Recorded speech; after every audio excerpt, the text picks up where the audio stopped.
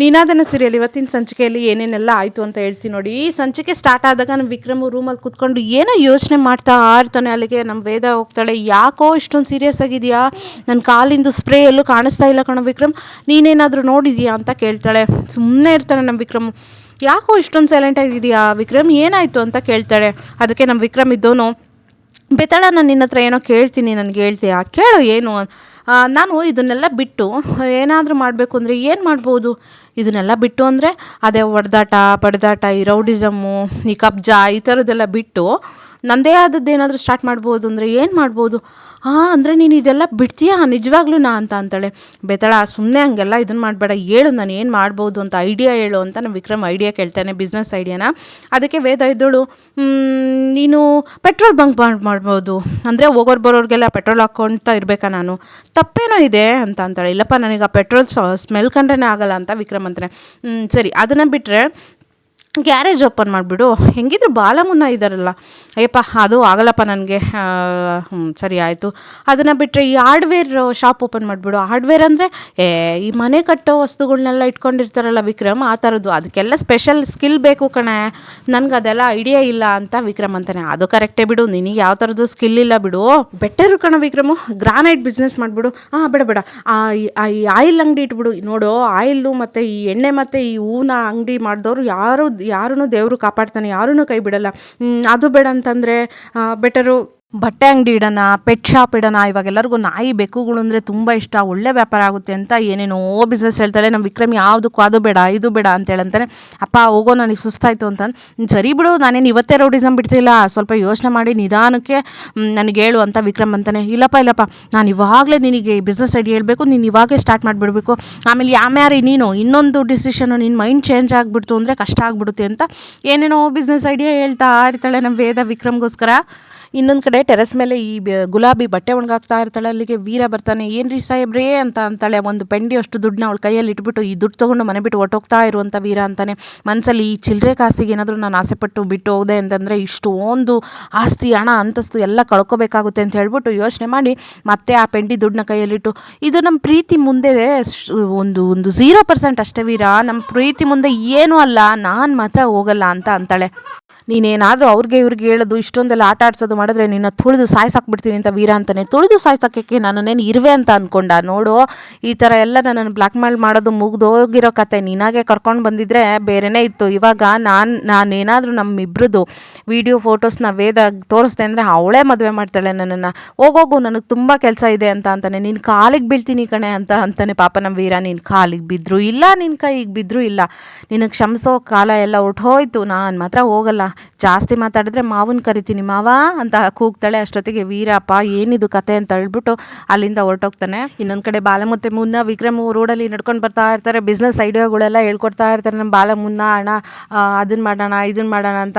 ಆಮೇಲೆ ಕೊನೆಗೆ ನಮ್ಮ ಬಾಲ ಇದ್ದವನು ಬಾರ್ ಆ್ಯಂಡ್ ರೆಸ್ಟೋರೆಂಟ್ ಮಾಡಿಬಿಡೋಣ ಅಣ್ಣ, ಹುಡುಗಿರನ್ನ ಕರೆಸ್ಬಿಟ್ಟು ತುಂಡಾಗಿ ಬಟ್ಟೆ ಹಾಕ್ಬಿಟ್ಟು ಚೆನ್ನಾಗಿ ಕುಣ್ಸೋಣ ಅಂತ ಹೇಳ್ತಾ ಇರ್ತಾರೆ. ಆಹಾ, ಎಂಥ ತಲೆನರು ನಿಮಗೆಲ್ಲನ, ನೀವಿಬ್ಬರು ಸೇರಿಕೊಂಡು ನನಗೂ ನಿಮ್ಮ ಅದಕ್ಕೆಗೂ ಡಿವೋರ್ಸ್ ಕೊಡಿಸೋ ಲೆಕ್ಕಾಚಾರದಲ್ಲಿ ಇದ್ದೀರಾ ಅಂತ ನಮ್ಮ ವಿಕ್ರಮ್ ಅಂತಾರೆ. ಅಣ್ಣ ಏನಣ್ಣ ಮಾತಾಡ್ತಿದ್ಯಾ, ಮತ್ತು ಅವಳಿಗೆ ನಾನು ಕುಡಿದ್ರೇ ಆಗಲ್ಲ ಅಂಥದ್ರಲ್ಲಿ ಊರಿಗೆಲ್ಲ ಕುಡಿಸಿದ್ರೆ ಬಿಡ್ತಾಳೇನ್ರೋ, ನೀವೇನು ಐಡಿಯಾ ಕೊಡಬೇಡ್ರಿ, ನೀವು ಹೋಗ್ಬಿಟ್ರಿ ಇಲ್ಲಿಂದ, ಹೋಗ್ರಿ ನಾನೇ ಯೋಚನೆ ಮಾಡ್ಕೋತೀನಿ ಅಂತ ಬೈತಾನೆ ಅವರಿಬ್ರಿಗೂ. ಅದಾದಮೇಲೆ ಸರಿ ಬಿಡೋಣ ಅಂತ ಹೋಗ್ತಾರೆ. ಮತ್ತೆ ವಾಪಸ್ ಬಂದು, ಅಣ್ಣ ಹಿಂಗೆ ಯೋಚನೆ ಮಾಡಿದ್ರೆ ಆಗಲ್ಲಣ್ಣ, ಕಣ್ಣು ಮುಚ್ಕೊಂಡು ಅದಕ್ಕೇನ ನೆನೆಸ್ಕೊಂಡು ಯೋಚನೆ ಮಾಡು, ಹಂಗೆ ಕಣ್ಣು ಮುಚ್ಕೋ ಅದಕ್ಕೆ ನೆನೆಸ್ಕೋ ಅಂತ ಕಣ್ಣು ಮುಚ್ಚಿಸ್ತಾ ಹೋಗ್ತಾರೆ ಅಲ್ಲಿಂದ. ನಮ್ಮ ವಿಕ್ರಮು ಕಣ್ಣು ಮುಚ್ಚಿದ ತಕ್ಷಣ ಅವನು ಹೇಳ್ತಿದೆ ಧ್ಯಾನ, ಬರೀ ಬೇತಾಳ ಅಂತ ಧ್ಯಾನ ಮಾಡ್ತಾನೆ ಇರ್ತಾನೆ. ಹಿಂದೆ ಅವರಿಬ್ಬರು ಖುಷಿಯಾಗಿದ್ದ ದಿನಗಳು ಕಣ್ಣಿಗೆ ನೆನಪಿಗೆ ಬರ್ತಾ ಇರ್ತವೆ. ಇನ್ನೊಂದು ಕಡೆ ಇಲ್ಲಿ ಉಮ್ಮನ ಗಂಡ ಸುಮ್ಮನೆ ಯೋಚನೆ ಮಾಡ್ತಾ ನಿಂತಿರ್ತಾನೆ. ಅಲ್ಲಿಗೆ ಉಮ್ಮ ಟೀ ತೊಗೊಂಡು ಬರ್ತಾಳೆ. ಏನು ಯೋಚನೆ ಮಾಡ್ತಿದ್ದೀರಾ ಅಂತ ಕೇಳ್ತಾಳೆ. ಅದಕ್ಕೆ ಒಂದ್ಸಲಿ ಮಗಳನ್ನ ಮಕ್ಕ ನೋಡ್ಕೊಂಬರೋಣ, ನಾವು ಮನೆಗೆ ಹೋಗಿ ಬರೋಣ ಅಂತ ಯೋಚನೆ ಮಾಡ್ತಿದ್ದೀನಿ ಉಮ್ಮ. ನೀವು ಹೋಗಿ ಬನ್ನಿ, ನಾನಿನ್ನೇನು ಬರೋಂಗಿಲ್ಲ ಅಂತ ಅಂತಾಳೆ. ನೀನು ಯಾಕೆ ಬರೋಂಗಿಲ್ಲ, ನೀನು ದೇವಕಿ ಸೇರಿಕೊಂಡು ಮಾಡಿರೋಂಥ ಕೆಲಸದಿಂದ ಪಾಪ ಅವಳಿಗೆ ಎಷ್ಟು ನೊಂದಿದ್ದಾಳೋ ಏನು, ಎಷ್ಟು ಸರಿ ಕೇಳ್ಕೊಂಡು ರೀ ಅವಳು, ಅಮ್ಮ ಒಂದ್ಸಲಿ ಕ್ಷಮಿಸು ನನ್ನನ್ನು, ನನಗೆ ಟೈಮ್ ಕೊಡು, ನಾನೆಲ್ಲ ಸಾಬೀತು ಮಾಡ್ತೀನಿ ಅಂತ. ಆದರೆ ನಾನು ಅವಳಿಗೆ ಎಂತೆಂಥ ಮಾತೆಲ್ಲ ಬೈದ್ಬಿಟ್ಟೆ ಅಲ್ವಾ ಅಂತ ಅಂತಿರ್ತಾಳೆ. ಇರಲಿ ಪರವಾಗಿಲ್ಲ, ಅವಳು ಬೇರೆಯವ್ರ ಥರ ಅಲ್ಲ, ಅಪ್ಪ ಅಮ್ಮನ ಮೇಲೆ ತುಂಬ ಆಸೆ ಜಾಸ್ತಿ, ಗೌರವ ಜಾಸ್ತಿ, ಅವಳು ಕ್ಷಮಿಸ್ತಾಳೆ. ಒಂದು ಸಲ ಹೋಗಿ ಮಗಳ ಮುಖ ನೋಡಿಕೊಂಡು ಮಾತಾಡಿಸಿ, ನಮ್ಮಿಬ್ಬರ ಮಧ್ಯೆ ಮಾತಾಡಲಿಲ್ಲದವು ಎಷ್ಟೋ ಮಾತುಗಳು ಹಂಗೆ ನಿಂತ್ಬಿಟ್ಟಿದ್ದಾವೆ, ಮಾತಾಡಿ ಕ್ಷಮೆ ಕೇಳಿ ಬರ್ತೀನಿ. ನಾವು ಮಾಡಿರೋದು ತಪ್ಪೇ, ಅವ್ರ ಮನಸ್ಸಿಗೆ ಸರಿ ಅನ್ಸೋದಾದರೆ, ನಮ್ಮ ಸಂಬಂಧ ಸರಿ ಹೋಗೋದಾದರೆ ನಾನು ಬಯಸ್ಕೊಳ್ಳೋಕ್ಕೂ ರೆಡಿ ಅಂತ ಹೇಳ್ತಾ ಇರ್ತಾನೆ.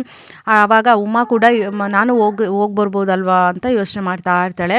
ಇನ್ನೊಂದು ಕಡೆ ಪಾರ್ಕ್ ಹತ್ರ ಸುಮ್ಮನೆ ನಮ್ಮ ವಿಕ್ರಮ್ ಇನ್ನೂ ಏನು ಬಿಸ್ನೆಸ್ ಮಾಡೋಣ ಅಂತ ಆ ಕಡೆಯಿಂದ ಈ ಕಡೆಗೆ ಓಡಾಡ್ತಾ ಯೋಚನೆ ಮಾಡ್ತಾ ಇರ್ತಾನೆ. ಏನಪ್ಪ ವಿಕ್ರಮ್, ಮುಗಿತಾ ನಿನ್ನ ಅರ್ಜುನ ಸನ್ಯಾಸನ ಏನು ಹಿಂಗೆ ಹೇಳ್ತಿದ್ಯಾ? ಹೌದು, ಅರ್ಜುನ ಕೂಡ ನಾನು ಮದುವೆ ಆಗಲ್ಲ, ನಾನು ಸನ್ಯಾಸಿ ಆಗ್ತೀನಿ ಅಂತಂತಾನೆ 3 ಮದುವೆ ಆದ, ಹಂಗಾಯ್ತು ನಿನ್ನ ಕತೆ ಅಂತ ಹೇಳ್ಬಿಟ್ಟು ಹೇಳ್ತಾಳೆ. ಏನು ಕಿಂಡಲ್ ಮಾಡ್ತಿದ್ಯಾ ಅಂತ ವಿಕ್ರಮ್ ಅಂತಾನೆ. ಒಬ್ಬನೇ ಯಾಕೆ ಇಷ್ಟೊಂದು ಕಷ್ಟಪಡ್ತಿದ್ದೆ ವಿಕ್ರಮ್, ನಾನು ಇದೀನಲ್ವಾ, ನನ್ನನ್ನು ಸೇರಿಸ್ಕೊ, ನಾನು ಐಡಿಯಾ ಕೊಡ್ತೀನಿ, ಇಬ್ಬರು ಸೇರಿ ನಾವು ಏನು ಮಾಡ್ಬೋದು ಏನು ಅಂತ ಯೋಚನೆ ಮಾಡೋಣ, ಮುಂದೆ ಏನಾದರೂ ಒಂದು ಮಾಡೋಣ ಅಂತ ನಮ್ಮ ವೇದ ಅಂತಿರ್ತಾಳೆ. ಬೇತಾಳ, ನಾನು ಇವಾಗ ಏನಾದರೂ ರೌಡಿಸಮ್ ಬಿಟ್ಟು ಈ ಥರದ್ದು ಏನಾದರೂ ಸ್ಟಾರ್ಟ್ ಮಾಡಿದ್ರೆ ನನ್ನ ಐಡೆಂಟಿಟಿ ಇದೆಲ್ಲ ಹೆಂಗೆ ಕತೆ ಅಂತಾನೆ. ಒಳ್ಳೆ ಮನುಷ್ಯ ಅಂತ ಅನ್ನಿಸ್ಕೊಳ್ಳೋಕ್ಕೆ ಐಡೆಂಟಿಟಿ ಬೇಕಾ ವಿಕ್ರಮ್? ನಮ್ಮನ್ನು ನಾಯಿ ಕೂಡ ಮೂಸಲ್ಲ ರೌಡಿಸಮ್ ಬಿಟ್ಟರೆ ಅಂತೇಳಂತೀಯಲ್ಲ, ನಾಯಿ ಮೂಸೋದು ಗಲೀಜ್ನ, ಆ ಥರ ಗಲೀಜ್ ಲೈಫ್ ಬೇಕಾ ನಿನಗೆ ಅಂತ ಬುದ್ಧಿ ಹೇಳ್ತಾ ಇರ್ತಾಳೆ. ನೀನು ಚೂಸ್ ಮಾಡು, ನಿನಗೆ ನಾನು ಬೇಕಾ ರೌಡಿಸಮ್ ಬೇಕಾ ಅಂತ ಮತ್ತೆ ಕೇಳ್ತಾಳೆ. ನನಗೆ ರೌಡಿಸಮ್ನೂ ಬಿಡೋಕ್ಕಾಗ್ತಿಲ್ಲ, ನಿನ್ನೂ ಬಿಡೋಕ್ಕಾಗ್ತಿಲ್ಲ ಅಂತ ಮತ್ತೆ ಅಂತಾನೆ. ಎರಡು ದೋಳಿ ಮೇಲೆ ಕಾಲಿಡೋಕ್ಕಾಗಲ್ಲ, ಒಂದು ದಡ ಸೇರ್ತೀಯ ಇಲ್ಲ ತಳಕ್ಕೆ ಮುಡುಕ್ತೀಯ, ಯೋಚನೆ ಮಾಡು ವಿಕ್ರಮ್, ನಾನು ಬೇಕಾ ಅಥವಾ ನನಗೆ ನೀನೇ ಬೇಕು ಬೇತಾಳ ಅಂತ ಅಂತಾಳೆ. ಮತ್ತು ಹಂಗಾದ್ರೆ ರೌಡಿಸಮ್ ಬಿಡು, ನನಗೆ ಆತಂಕ ಬೇತಾಳ, ನಾನು ಏನಾದರೂ ಹೊಸ್ದಾಗಿ ಏನೋ ಟ್ರೈ ಮಾಡೋಕ್ಕೋಗಿ ಸೋತ್ಬಿಟ್ರೆ ಅಂತ ಬಿದ್ದುಬಿಟ್ರೆ ಅಂತ ನಮ್ಮ ವಿಕ್ರಮ್ ಅಂತಾರೆ. ಆಮೇಲೆ ಅವಳ ಕೈ ತೊಗೊಂಡು ವೇದ, ನೋಡು ನಾನು ಯಾವತ್ತೂ ನಿನ್ನ ಜೊತೆ ಇರ್ತೀನಿ, ನೀನು ಬೀಳೋದಕ್ಕೆ ನಾನು ಬಿಡಲ್ಲ ವಿಕ್ರಮ್, ನಾನು ಇರ್ತೀನಿ ಅಂತ ಒಂದು ಸಮಾಧಾನದ ಮಾತನ್ನ ವಿಕ್ರಮ್ಗೆ ಹೇಳ್ತಾಳೆ. ವಿಕ್ರಮ್ ಅವಾಗ ಖುಷಿ ಆಗ್ತಾನೆ. ಇನ್ನೊಂದು ಕಡೆ ವೇದ ಅವ್ರ ತಂದೆ ಒಬ್ಬರೇ ಬರ್ತಾರೆ ವೇದನ ನೋಡೋಕ್ಕೆ. ಅವಾಗ ಬಾಲಮುನ್ನ, ಬನ್ನಿ ದೊಡ್ಡವರೇ ಬನ್ನಿ ಕುತ್ಕೊ ಬನ್ನಿ ಅಂತ ಹೇಳ್ಬಿಟ್ಟು, ವೇದ ಇದ್ದಾಳ, ಇದೇನು ಇಲ್ಲೇ ನಿಂತ್ಕೊಂಡು ಮಾತಾಡ್ತಿದ್ದೀರಾ, ಬನ್ನಿ ಒಳಗೆ ಅಂತ ಕರ್ಕೊಂಡು ಹೋಗ್ತಾರೆ. ಅಲ್ಲಿಗೆ ವೇದ ಅವರು ಅದಕ್ಕೆ ಅವ್ರ ತಂದೆ ಬಂದಿದ್ದಾರೆ ಅಂತ ಹೇಳಿದಾಗ, ಎದ್ದಳ ಮೇಲೆ, ನಿಮಗೆ ಬುದ್ಧಿ ಇಲ್ವೇನ್ರೋ, ಯಾರನ್ನ ಕರೆದು ಒಳಗೆ ನಿಲ್ಲಿಸ್ಬೇಕು, ಯಾರನ್ನ ಬಾಗ್ಲಲ್ಲೇ ನಿಲ್ಲಿಸಿ ಥೂ ಅಂತ ಉಗ್ದು ಹೊರ ಕಳಿಸ್ಬೇಕು ಅಂತ ತಾತ ರೈಸ್ ಆಗಿಬಿಡ್ತಾರೆ ಪಾಪ ವೇದನ ತಂದೆ ಮೇಲೆ. ಜಯಪ್ರಕಾಶ್ಗೆ ತುಂಬ ಬೇಜಾರಾಗುತ್ತೆ. ಅವಾಗ ಅಷ್ಟೊತ್ತಿಗೆ ವಿಕ್ರಮ್ ಬರ್ತಾನೆ. ಈ ತಂದೆ ಮಗಳ ಸಂಬಂಧನ ಇಲ್ಲಿಗೆ ಮುಗೀತು ಅಂತ ಅನ್ನೋಕ್ಕೆ ನೀವ್ಯಾರು ತಾತ ಅಂತ ವಿಕ್ರಮ್ ಅಂತಾನೆ ತಾತ. ಅವಾಗ ಅಷ್ಟೊತ್ತಿಗೆ ಅಪ್ಪ ಅಂತ ವೇದನೂ ಬರ್ತಾಳೆ. ಪಟ್ ಅಂತ ಬಾಯಿ ಮುಚ್ಚಿಬಿಡ್ತಾನೆ ವಿಕ್ರಮ್ ತಾತಂದು, ಸುಮ್ಮನೆ ಏನೇನೋ ಮಾತಾಡ್ತಾನೆ ಅಂತ ಹೇಳ್ಬಿಟ್ಟು. ಅದಾದಮೇಲೆ ವೇದ, ನಿನಗೂ ನನ್ನ ಮೇಲೆ ಕೋಪ ಇದ್ದರೆ, ಏನಾದರೂ ಬೈಬೇಕು ಅಂತ ಇದ್ದರೆ, ಮನಸ್ಸಲ್ಲಿ ಇನ್ನೂ ಮನಸ್ತಾಪ ಇದ್ದರೆ ದಯವಿಟ್ಟು ನನಗೆ ಕ್ಷಮಿಸ್ಬಿಡು ಮಗಳೇ, ನೀನು ಬೈದ್ಬಿಡು ಮಗಳೇ ಅಂತ ಪಾಪ ಕೈ ಮುಗಿದ್ಬಿಡ್ತಾನೆ. ಆವಾಗ ವೇದ, ಪಾಪ ಏನು ಮಾತಾಡ್ತಿದ್ದೀರಾ ನೀವು ಅಂತ ಹೇಳ್ಬಿಟ್ಟು ತಪ್ಕೊಂಡು ಅಳ್ತಾಳೆ. ಇದು ಮುಂದಿನ ಸಂಚಿಕೆ, ಇದು ಕೂಡ ನೋಡೋಣ ಇನ್ನು ಮುಂದಿನ ಸಂಚಿಕೆಯಲ್ಲಿ ಏನೇನೆಲ್ಲ ಆಗುತ್ತೆ ಅಂತ ಹೇಳ್ತೀನಿ. ದಯವಿಟ್ಟು ಚಾನಲ್ಗೆ ಸಬ್ಸ್ಕ್ರೈಬ್ ಆಗಿ ನನಗೆ ಸಪೋರ್ಟ್ ಮಾಡಿ. ಥ್ಯಾಂಕ್ ಯು ಸೋ ಮಚ್ ಎಲ್ರಿಗೂ.